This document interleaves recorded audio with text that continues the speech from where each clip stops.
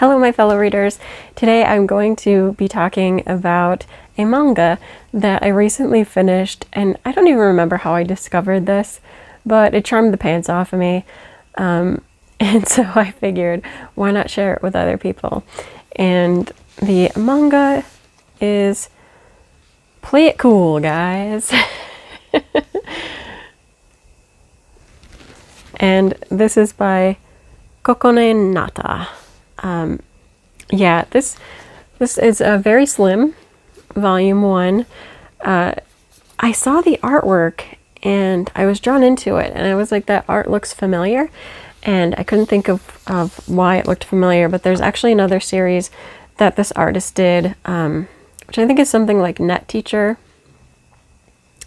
Teacher. I don't know, but it's about a teacher that cross-dresses and posts pictures on social media, and I think one of the students finds out, but beyond that storyline, there's like students who have crushes on other students, and I don't know, it's cool. I like it. I don't think that it is out, like translated it out in the US, but I kind of wish that it would be, because I thought it was just a really neat story idea and story in general. So, what is Play It Cool Guys about? So Play It Cool Guys is about these guys who seem like they're really cool, and they're like just the guys that you would admire and whatever, but really they're a bunch of like clumsy dorks who make embarrassing not decisions, but embarrassing mistakes, but play it off in different ways. So the first, it's broken down into like the different characters at first, and they're like little different ways of clumsiness, as they call it. So the first one, I just want to see what they call him. The first one, who is Hayate Ichikura, and he's a 20-year-old college student, is the embarrassed introspective type. So when he makes a mistake, he's more likely to just be kind of quiet and think about it. Like he might admit to the mistake or whatever, but he doesn't overreact or anything. He just kind of blushes and feels embarrassed, like it's all internalized. So we meet him first, and then he sort of bumps into the character who's going to be the main lead for the next chapter. And let me see what they call him. He was Shun Futami, and he is the bluffing stoic type. So when Shun does something clumsy or embarrassing, he plays it off like it was intentional. So in his chapter, he accidentally puts his jersey on backwards, or inside out, I should say. You can see him in the backwards number 4, and he just plays it off that was intentional.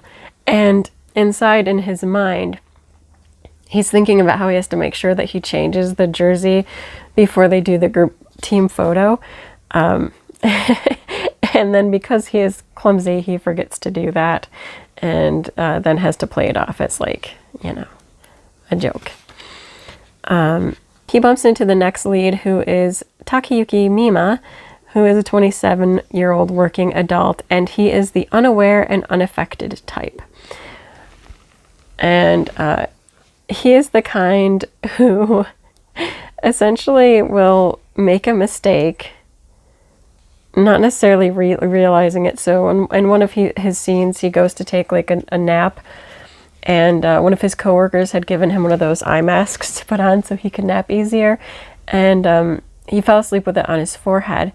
And his other coworker wakes him up for a meeting, and he forgets to take the eye mask off, and he totally doesn't realize it until later. He goes into the bathroom and sees it on and just removes it. Doesn't say anything about it, doesn't make a big deal out of it, just continues on with his daily routine. I liked him. I thought he was funny.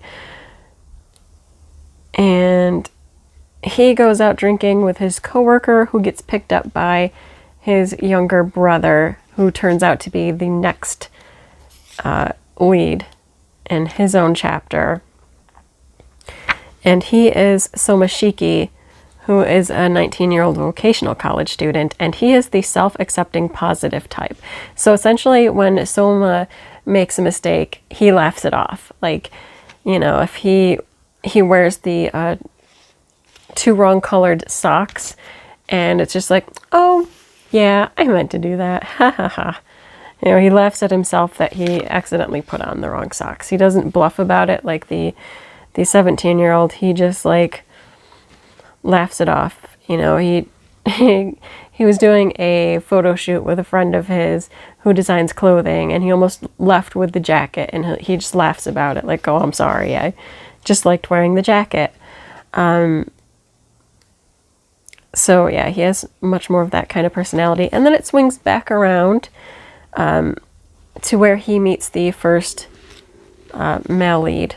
So there's the 4 of them all together, and then in the final 2 chapters, well, maybe, yeah, the final 2 chapters, by like the last bit of what would be a 3rd chapter, but it's not really 3rd, it's just introducing the next part. More of them start to meet until at last they all end up in the same cafe at the same time, and then that's going to lead into volume 2 and how they're all going to like get along with one another. Like you'll see a couple of them meeting. I think in the final 2 chapters it's them being like twosomes paired off. That sounds wrong, but the 20-year-old from the first chapter and the 27-year-old office worker end up going to like this small animals cafe so they can kind of cuddle small animals. The 17-year-old and 19-year-old end up running into each other and meeting too, and it turns out that the one works at the cafe that the other one's sister owns. And so, like I said, by the very end, all 4 of them are ending up at the same cafe at the same time. And it'll be interesting to see how they connect with one another and how they develop their relationships with one another. But it was charming. And if you're a bit clumsy, as they term it here, then it's also a bit identifiable. Like, yes, in this, they're guys, but I think even if you're kind of a clumsy girl, you can relate to them as well. And overall, it just comes across as very charming, and I enjoyed this immensely. I loved that it's all in full color, and then the chapters themselves have like the bordering color is all different to match that you are following a different lead. I don't know if it's going to stay that way in volume 2, but I'm definitely going to pick up volume 2 because this just charmed the pants off of me, and it was so funny and just so cute. And I also really like the artwork. It's just this nice kind of soft style that I really liked, and that's why I was drawn to the other work by the same artist too. I saw a picture online and I was like, I want to check out that series. And it was very good as well. So like I said, I hope that gets an English version because it's super good. But in the meantime, we can enjoy this one. Play it cool, guys. Super fun, super charming, just lovely. So if you're looking for a manga that's a little bit different, a little bit lighthearted, maybe you need a break from your shoujo fantasy or your shonen action series, then I would recommend picking up Play It Cool, guys. Have a little break from it, get a few giggles in, enjoy some nice artwork that's done in like a really cool style. Yeah, can't recommend this enough. It's so good. I cannot wait to read volume 2. Yes. That is it for this video. Until next time, bye.